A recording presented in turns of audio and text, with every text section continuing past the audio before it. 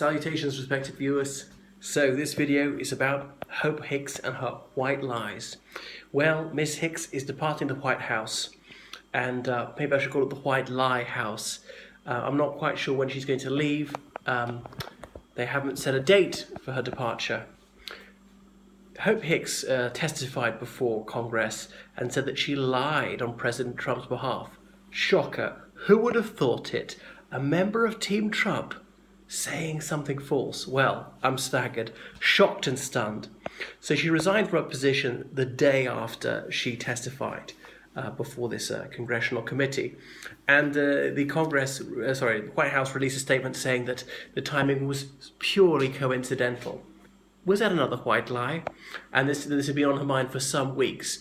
Wonder why nobody had ever got any rumours about that, because this White House leaks more than any other.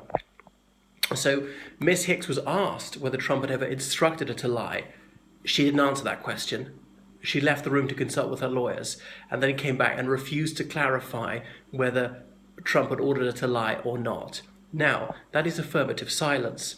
The gist of the question is that Trump ordered her to lie. That's the presumption. That's why they're asking.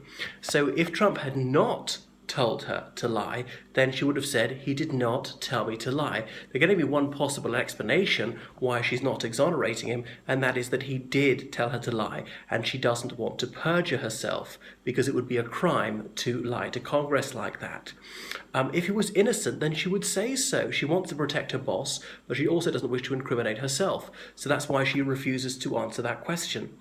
That's the only possible explanation for why she's not answering that one. So the conclusion is unmissable. I can only deduce that President Trump did instruct her to lie. Well, I'm not remotely surprised. Now, Miss Hicks is an airhead.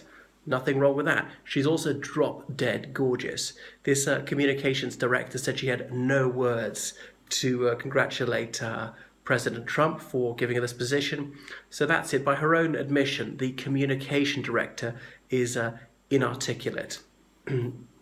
So she was promoted solely because of her sex appeal. What other reason was there? She's got no media experience, no relevant qualifications. She was a model, and she looks stunning. Now, I know that's a matter of personal taste, but I consider her an absolute knockout. And she worked her feminine wiles in the press corps. They gave her a very easy ride. Is this sexist? I don't think so. I wouldn't say this sort of thing like Sarah Huckabee Sanders. So don't tell me this is a man's world.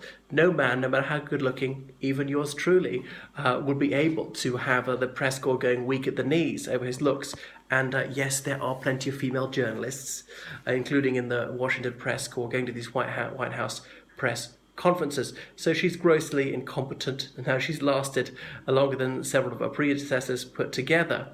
Mainly because she just hasn't spoken to the press, not on the record. Another thing about Miss Hicks is she was having an affair with a married man, a Trump campaign manager during the campaign. Now, I'm not judgmental. I don't care if she had an affair with 10 married men. But it completely blows out of the water this whole Christian fundamentalist appeal. But a lot of that is grossly hypocritical. People have known that Trump was a serial adulterer. He bragged about committing sexual assault. And these religious maniacs voted for him anyway. He was pro-abortion. He was against it. Who can possibly believe that he's sincere? Was it a white lie when he said he was for abortion or when he was against it? Was it a white lie when he said he was a stalwart defender of the Second Amendment? Was it a white lie when he said he would take away the guns from people, only then go through a legal process? Was it a white lie when he changed his mind the very next day? So the deceit coming out of this White House is staggering, and just at an industrial scale. That's what's truly unprecedented.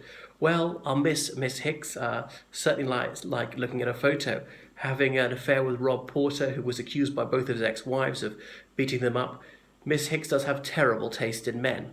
Now, I don't mind that she's having a relationship with this guy, but doesn't suggest she's got great judgment. So I don't think she'll disappear from the political scene for too long. I'm sure she can be found a job back in the Trump organization, and Trump obviously mixes politics with business. Well, I've got to hand it to her. She's at least been more honest than some of the Trump administration in fessing up to, yes, she does deceive the public. Perhaps not as constantly and as flagrantly as Sarah Huckabee Sanders. Miss Huckabee Sanders is a bit more intelligent than Miss Hicks, but she doesn't have these looks which allow her to neutralize some of the hostility from journalists so horrified at her constant mendacity.